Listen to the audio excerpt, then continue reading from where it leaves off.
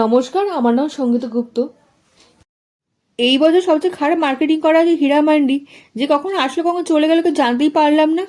যে web series বানাতে 200 কোটি টাকা খরচ হয়েছে এবং সঞ্জয় লীলা বানসালির মতো নাম জুড়ে আছে, সেই হীরা মান্ডির নাম হয়তো অনেকে জেনে গেছে আসছে, কিন্তু কবে রিলিজ করছে কেউ জানতেই পারলো না। বিশেষ করে যত কম লোকের জন্য ততই ভালো। যার সিনেমা কথা বলছে রিলিজ হওয়া 2-3 বছর আগে থেকে কথা শুরু হয়ে যায়, আর কন্ট্রোভার্সি তো পিছনেই ছাড়ে না।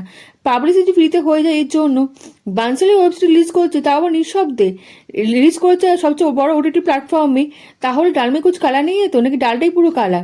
হীরামানি সাধারণত আগেই সময় দেখানো হচ্ছে, পাকিস্তান তখন আলাদা হয়নি। সবাই আমরা ইংরেজদের গোলাম ছিলাম, কিন্তু লাহোরে একটি গলি পুরো স্বাধীন ছিল। আর যার নামেই আছে হীরা, এমন একটি জায়গা দেখানো হচ্ছে এখানে বড় রাজা মহারাজা থেকে নবাব সবার লাইন লেগেই থাকে। কিভাবে জোর করে মেয়েদেরকে আটকে রেখে বাইজি বানানোর ট্রেনিং দেওয়া হতো নবাবদের খুশি করার জন্য, টাকা পয়সার বিনিময়ে নবাবদের কাছে বিক্রি করে দেওয়া হতো মেয়েদেরকে, এবং এদের থেকে যদি সন্তান জন্ম নিত নবাব মহারাজারা এদেরকে এড়িয়ে যেত। আর হীরামান্ডির বাজার ইংরেজ আসা বারণ ছিল, কারণ কোন মল্লিকা রানীর রাজত্ব চলতো। লাও থাকে সেই রানীরা যারা রাজা হওয়ার জন্য হিন্দুস্তান থেকে পাকিস্তান ব্রিটেন সবার স্বপ্ন দেখতো, কিন্তু কোন মল্লিকা রানীর স্বপ্নে আসতো একজন ভূত। কিছু লোকের মতে বড় বোনের আত্মাই আসতো। কিন্তু একদিন অবিশ্বাস্য কাণ্ড ঘটেছে হীরামান্ডির বাজারে, যখন একই দেখতে মেয়ে হীরামান্ডির বাজারে ফিরে আসে।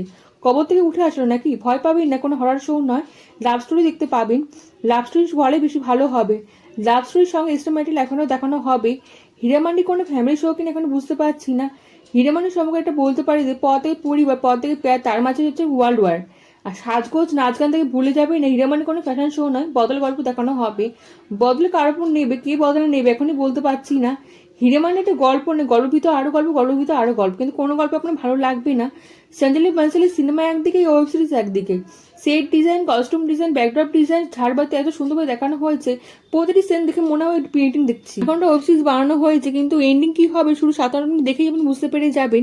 যদি আমরা বুঝতে পারি, বানসালি স্যার কেন বুঝতে পারলেন না? জবাব আমি দিচ্ছি, পথে পরিবারের নাম জুড়ে আছে, পরিবারের লোকেরা এই ওয়েব সিরিজে কাজ করছে, পরিবারের লোকেদেরকে এড়িয়ে চমকানোর জন্য হীরামান্ডি বানানো হয়েছে। খারাপ লাগলে কথাটা সত্যি, বানসালি স্যারের কাজ প্রথম আমার দেখতে খারাপ লাগলো। সাজগোজ সেট দেখতে তো ভালোই লাগে, কিন্তু গল্প কিছু মাথায় ঢুকবে না। এরকম কম লজিক কম সেন্সে ওয়েব সিরিজ অনেকদিন বাদেই দেখতে পেলাম। গল্প কি ব্যাপারে দেখানো হচ্ছে আপনি বুঝতে পারবেন না, কারণ হঠাৎ করে ইংরেজের সঙ্গে লড়তে শুরু করে হঠাৎ ইনকলাব জিন্দাবাদ স্লোগান দেওয়া হচ্ছে, এবং আপনি বুঝতে পারবেন না কি রিয়াক্ট করা উচিত, হঠাৎই দেখানো হবে। এখানে সব মহিলা ক্যারেক্টারগুলো ভালো অভিনয় করার চেষ্টা করে, যাদের কাছে আশা ছিল তারা ভালো অভিনয় করার চেষ্টা করে। বাজেটের মধ্যে রাজনীতি চলছে এবং ব্রিটিশ সব নবাবরা কিভাবে ইনভলভ রয়েছে এবং সুযোগের সদয় করছে, এটা দেখা খুব ইন্টারেস্টিং হবে। হীরামান্ডি বানসালি সাহেবের ক্রিয়েটিভিটি দেখতে পাবেন। স্বাধীনতা আন্দোলন থেকে ইংরেজদের সঙ্গে লড়াই ঠিকভাবে না প্রেজেন্ট করার জন্য ভালো লাগেনি। বুঝতে পারলাম না হীরামান্ডি বাজার থেকে কীভাবে স্বাধীনতা আন্দোলনে বদলে গেল। মেয়েদেরকে যারা বিক্রি করতো তারা মোটিভেশন স্পিকার হয়ে গেল স্বাধীনতা আন্দোলনে। সেজন্য বানসালি খারাপ লোকেদের রোল মডেল হিসেবে ব্যবহার করেন। সময় কামব্যাক ওয়েব সিরিজ একমাত্র ভালো জিনিস, উনি হিরের মতো চর্চা করেছে ওয়েব সিরিজ। যখন পর্দায় এসে ভালো গল্প দেখানো হয়েছে, নিষ্ঠুর মহিলা চরিত্রে অভিনয় করেছে মেয়েদের বেঁচে দিতে বা ওঠা চালানোর জন্য এবং নবদের খুশি করার জন্য। বাকি সব একটা শোপিসের মতো কাজ করছে, এদিক ওদিক ঘুরেছে মনুষ্যমে ইশারায়। কাঠের পুতুল বলে ভালো শব্দ হবে, মেলাটা ইগনোর করতে পারেন, খারাপ ভালো দুঃখ কিছু ফিল হবে না। এই ওয়েবসাইটটা খুব বোরিং, পরের সিনে কি হতে চলেছে আপনি নিজে বলে দিতে পারবেন। সবচেয়ে বড় নেটফ্লিক্সে ভালো শো এসেছে, তার নাম হচ্ছে লাপাতা লেডিস। একবার দেখে নিতে পারেন, খুবই ভালো লাগবে। হীরামান্ডি আমার তরফ থেকে একটা স্টার দেওয়া হলো। তার প্রথম হলো top class visual Manisha comeback. Manisha running মতো আমাকে ইন্সপিরেশন দিয়েছে। নেগেটিভের মতো হলো গল্প, ওয়েব সিরিজ সবচেয়ে বড় ভিলেন হচ্ছে গল্পই। দ্বিতীয় হলো 2 ঘন্টা গল্পকে জোর করে 7-8 ঘন্টা দেখানোর চেষ্টা করা হয়েছে। তৃতীয় হলো বানসালি সাহেবের গান। বানসালি সাহেবের গানগুলো খুবই ভালো লাগে, কিন্তু ওয়েব সিরিজের গানগুলো শুনলে খুব একটা ভালো লাগবে না। চতুর্থ হলো বানসালি সাহেবের ডিরেকশন। হীরামান্ডি পর্যন্ত ঠিকই ছিল, পরে যে রিভলিউশন সিনগুলো দেখানো হয়েছে জিরো ইনফ্লেক্ট ফেলেছে লোকদের মধ্যে। ওয়েব সিরিজ ভালো হতে পারতো, যদি একটু ভালো করে দেখানো হতো তাহলে পাওয়ারফুল সিন হয়ে উঠতে পারতো, যা ওয়েব সিরিজকে হিট করে দিতে পারতো। কথাই আছে না, সব চকচকে জিনিস শোনা হয় না।